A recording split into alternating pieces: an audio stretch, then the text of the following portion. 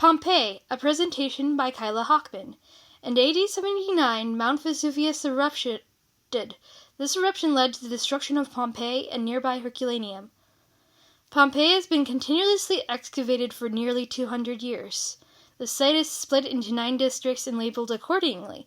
The system has been put into place by a man named Forelli and has been continuously used since the 19th century.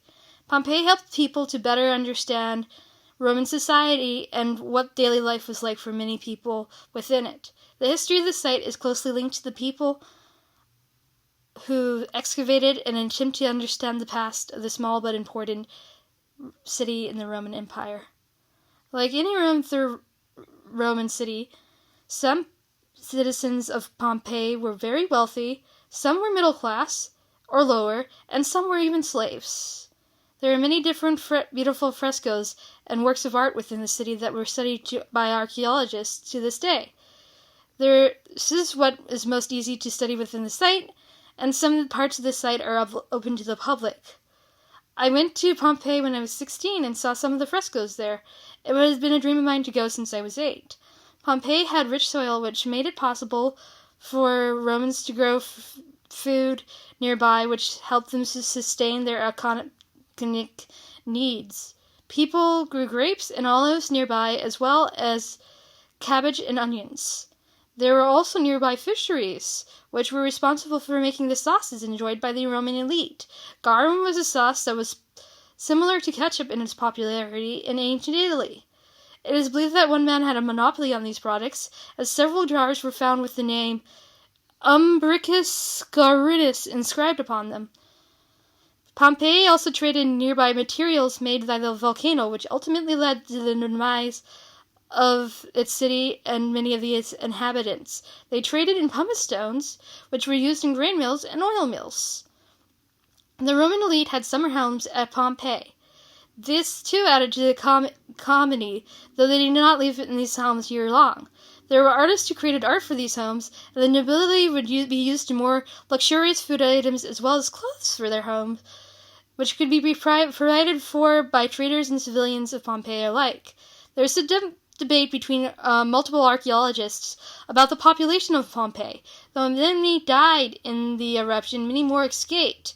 Forelli believed that the population of Pompeii was 1,200 at the time of the eruption, whereas Neeson thought that the population could be as many as 20,000. Romans had one of the earliest forms of democracy. They had elected officials at Pompeii who served various purposes.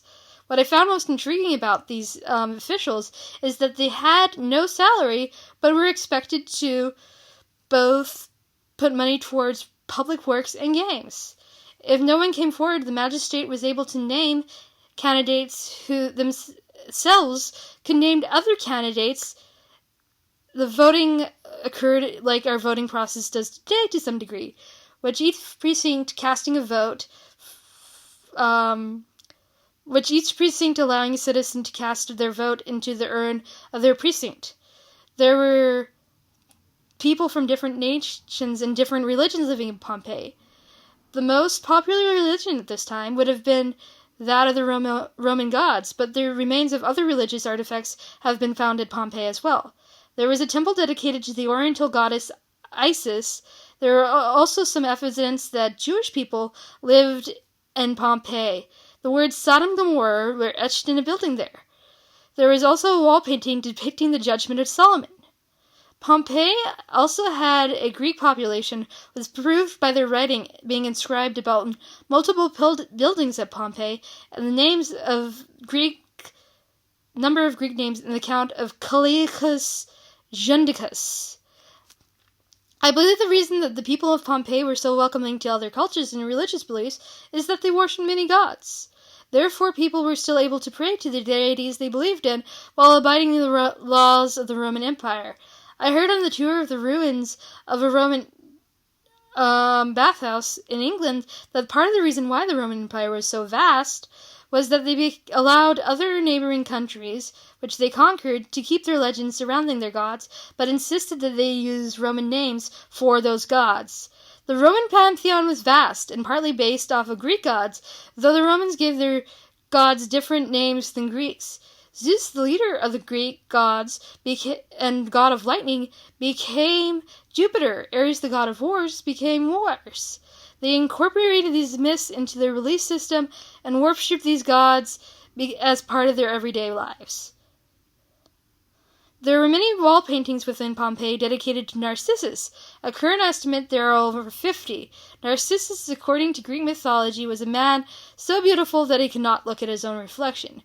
Ultimately, Narcissus looks at himself, and the sight of himself makes him fall in love with himself. However, ultimately, he can never love himself as he would love another person, and this leads to him wasting away. Staring at the water. One of these paintings was discovered in 2018 in the atrium of a wealthy Roman man. The atrium was a place to receive guests, and therefore a fair amount of resources were dedicated to decorating it. Pompeii is a UNESCO World Heritage Site. Due to the popularity of Pompeii, some 4 million people visit it annually. UNESCO works with the Italian government on preserving the site. This ensures that the site can be visited for generations to come, and the Italian people can keep a vital part of their history intact. As the city has been excavated for 200 years, many archaeologists have excavated in Pompeii during that time. I will be focusing on the most famous of these archaeologists within my paper and the techniques they employed in unearthing the city. The architect Domenico Fontana first discovered Pompeii in the 16th century CE. However, systematic study of the excavations did not take place until 100 years later in 1748, and they didn't know the city they were digging up was Pompeii until a inscription was found with the words Re Publicae Pompeiorum was found in 1763.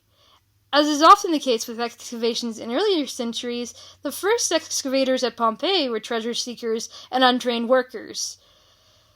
It wasn't until 1750 that the first systematic studies were ordered by the King of Naples at the time, Don Carlos, and under his behest, military engineer Carl Weber worked at Pompeii from 1750 to 1754. However, haphazard digging still took place until Giuseppe Fiorelli took over the excavations at the site in 1860. He was the archaeologist to put into place the Knighton district system that still exists within Pompeii excavations to this day. By planning everything out in a grid, it is easier to map the site and where each object or human remains were found. By marking numbers on doors, these excavating the site could easily determine which house was in relationship to another. Fiorelli also developed the technique of pouring cement into volcanic ash where parts of the human's remains had disintegrated.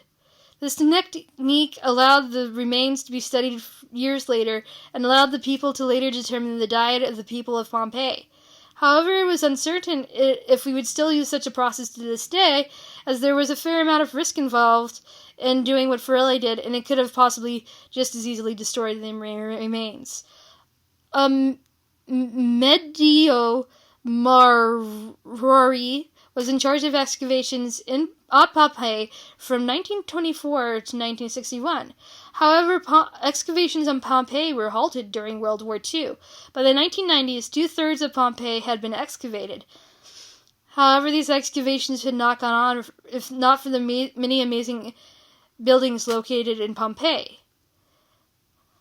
Pompeii has the oldest known, relatively intact amphitheater. This theater dates back to 80 CE. Circus performance and gladiator games took place in this theater, and according to the Pompeii website, it was built by Quintinius Vulgus and Marcus Porcellus, who were two of the magistrates at Pompeii during the time of its construction.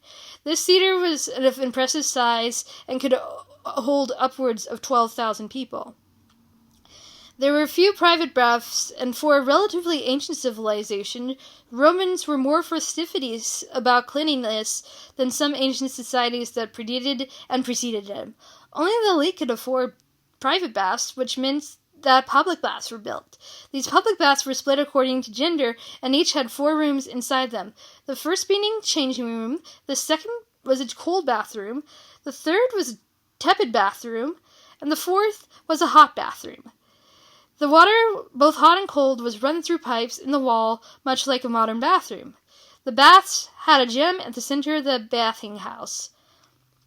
I decided to focus on 4 of the houses, which are more complete than others and contain interesting frescoes and objects on the walls. The first of these being the House of the Viti, which belonged to Aulus Vitius Rusticus and to Aulus Vitius Conviva. There are several intact frescoes on the wall. Some of these have a mythological theme to them. They depict Perseus and Andromeda, Daphne and Apollo, and Neptune and Amione. They have several paintings of cubits on the wall doing a variety of different things. These things were vital to the society of Pompeii, included target practice, chariots, cloth manufacturing, selling of cloth, celebrating sacred rites, gathering grapes, and selling wine. The House of the Meander is also called the House of Silver. 118 silver items were found in the house when it was excavated, as well as some gold. The house was one of the oldest and most elaborate houses on Pompeii and was owned by the Pompeii family. Construction to the house began in the 3rd century CE. One of the paintings of the house shows different scenes of the Iliad and a portrait of Meander, for which the house was named. The house and workshop of Verecundus shows that some of the people in Pompeii and perhaps ancient Rome both lived and worked within the same building. The sellers and dyers of cloth owned this complex. Cloth in Pompeii was well known throughout the Roman Empire. There are several paintings inside the workshop depicting different Roman gods and several of the activities that were done there. There is a painting of Mercury holding a money bag, Venus on a chariot, and 2 other paintings depicting cloth sellers and the weaving of cloth. The House of the Tragic Poet was named for a mosaic depicting a master of the theater on the walls. It is suspected that the person who owned the house was somehow involved in commerce. There is a beware of dog warning outside the building and several artworks inside. The artworks depict Theseus and Ariadne, as well as Venus and Cupids. Pompeii, nearly 2,000 years ago, was a city like any other. It had its trades and traditions, as well as the people in their society and culture. This was halted by the tragically eruption of Mount Vesuvius, however. This left behind a unique opportunity to study the lives of both the average and elite citizens of Rome in the empire nearly 2,000 years ago. Many archaeologists have worked at excavating Pompeii and preserving the ruins of this once culturally vibrant city. I believe Pompeii will fascinate and be studied for many years to come. That other little girls will be awed by the history of this place, and that time for Pompeii is truly a time capsule in their look into Italy's past.